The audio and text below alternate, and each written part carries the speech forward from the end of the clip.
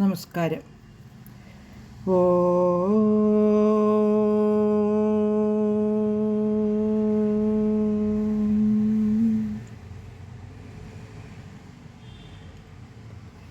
ഓ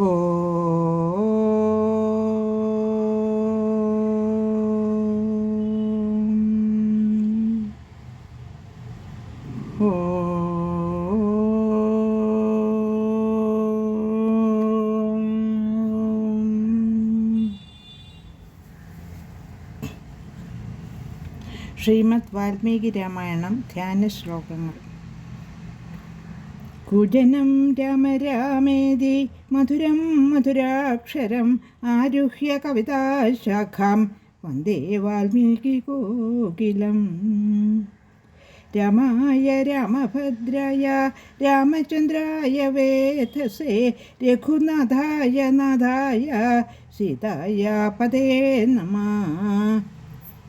മനോജവം മാരുതതുല്യവേഗം ജിതേന്ദ്രിയം ബുദ്ധിമതാം വരിഷ്ടം പാദാത്മജം വാനരയൂഥമുഖ്യം ശ്രീരാമദൂതം ശരണം പ്രപദ്യേ.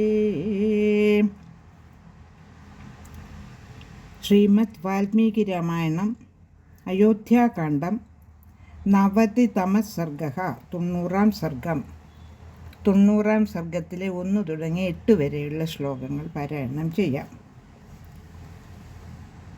90 സർഗത്തിലെ 1-ാമത്തെ ശ്ലോകം.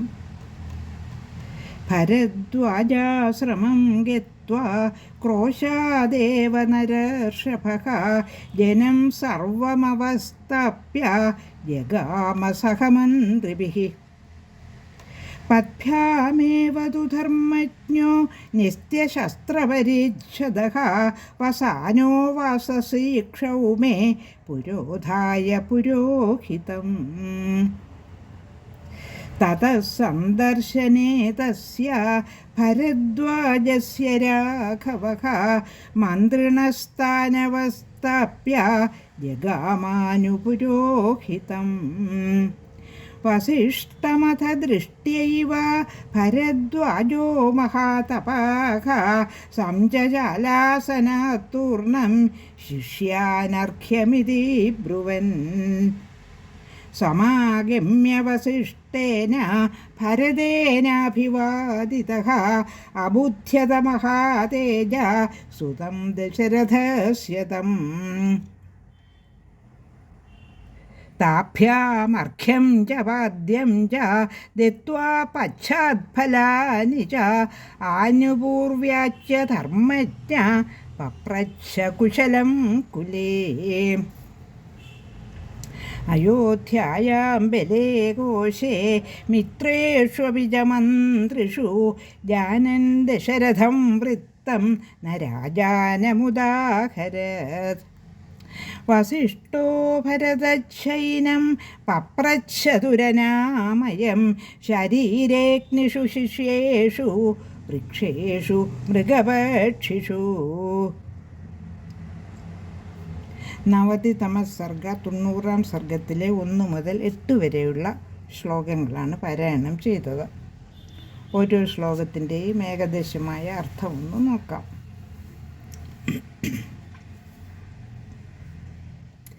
ഇപ്പോൾ ഭരതശത്രുഘ്നന്മാർ മഹാസേനയോടും മാതാക്കളോടും ഗുരുക്കന്മാരോടുമൊക്കെ ഒത്ത ഭരദ്വാജാശ്രമത്തിനടുത്തെത്തിക്കഴിഞ്ഞു. പക്ഷേ സേനയെയും മറ്റുള്ളവരെയും എല്ലാം കുറച്ചകലെ നിർത്തിയിട്ട് ഗുരുവായ വസിഷ്ഠനോടുകൂടി അവർ രണ്ടുപേരും ഭരദ്വാജ മുനിയെ കാണാനായിട്ട് ആശ്രമത്തിലേക്ക് പ്രവേശിക്കുകയാണ്.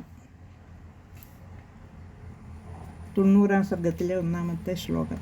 ഭരദ്വാജാശ്രമം ഗത്വാ ക്രോശാദേവ നരർഷഭഃ ജനം സർവമവസ്ഥാപ്യ ജഗാമ സഹമന്ത്രിഭിഃ.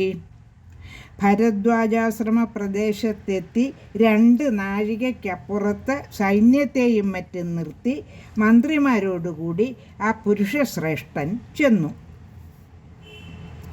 ശ്ലോകം 2. പദ്ഭ്യാമേവ തു ധർമ്മജ്ഞോ നിത്യശസ്ത്രപരീക്ഷതഃ വസാനോ വാസസി ക്ഷൗമേ പുരോധായ പുരോഹിതം. ശ്ലോകം 2 അർത്ഥം: 2 വെള്ള വസ്ത്രങ്ങൾ മാത്രം ധരിച്ച് ആയുധങ്ങളും കോപ്പുകളുമില്ലാതെ വസിഷ്ഠനെ മുന്നിൽ നടന്ന് ചെന്നു.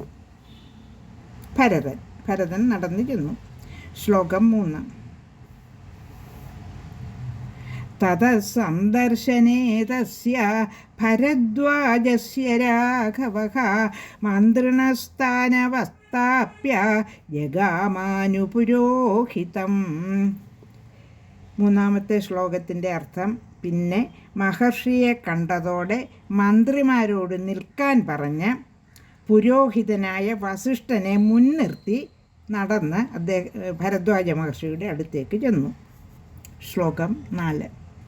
വസിഷ്ഠമഥദൃഷ്ട്യൈവ ഭരദ്വാജോ മഹാതപാഃ സംജാലാസനാത്തൂർണം ശിഷ്യാനർഘ്യമിതി ബ്രുവൻ.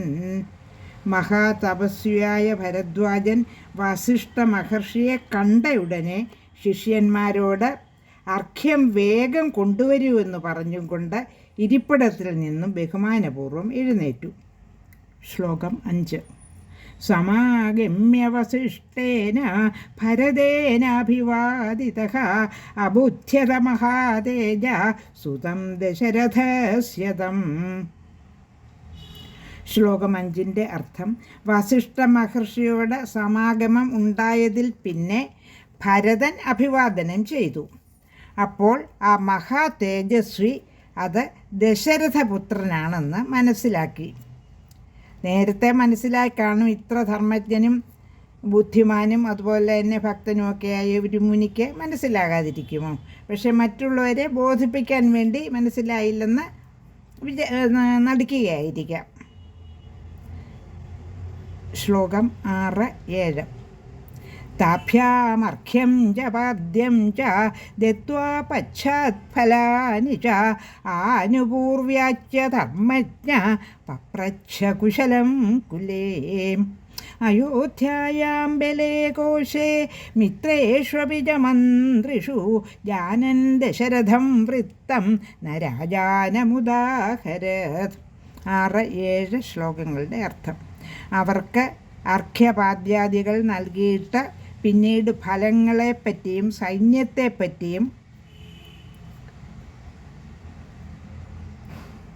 കുലത്തിൻ്റെ കുശലത്തെപ്പറ്റിയും അയോധ്യയെപ്പറ്റിയും സൈന്യത്തെപ്പറ്റിയും കോശാവസ്ഥയെപ്പറ്റിയുമെല്ലാം അദ്ദേഹം അന്വേഷിച്ചു. കൂടാതെ മിത്രങ്ങളെപ്പറ്റിയും മന്ത്രിമാരെപ്പറ്റിയും ക്രമത്തിൽ ചോദിച്ചു മനസ്സിലാക്കി. ദശരഥ വൃത്താന്തം അറിഞ്ഞിരുന്ന അദ്ദേഹം രാജാവിനെ പറ്റി ഒന്നും ചോദിച്ചുമില്ല. ദശരഥൻ്റെ മരണവൃത്താന്തം അദ്ദേഹം നേരത്തെ അറിഞ്ഞിരുന്നു. അതുകൊണ്ട് അദ്ദേഹത്തെ പറ്റി മാത്രം കുശലമൊന്നും അന്വേഷിച്ചില്ല. ശ്ലോകം 8. വസിഷ്ഠോ ഭരതശൈനം പപ്രച്ഛതുരനാമയം ശരീരേഗ്നിഷു ശിഷ്യേഷു വൃക്ഷേഷു മൃഗപക്ഷിഷു. വസിഷ്ഠ മഹർഷിയും ഭരതനും അദ്ദേഹത്തോട് ശരീരാരോഗ്യം, യജ്ഞകർമ്മം, ശിഷ്യഗണം, വൃക്ഷങ്ങൾ, മൃഗങ്ങൾ, പക്ഷികൾ എന്നിവയുടെ എല്ലാം ക്ഷേമം അന്വേഷിച്ചു. 1 തുടങ്ങി 8 വരെയുള്ള ശ്ലോകങ്ങളാണ് പാരായണം ചെയ്തത്. 90-ാം സർഗത്തിലെ. ലോകാ സമസ്ത സുഖിനോ ഭവന്തു.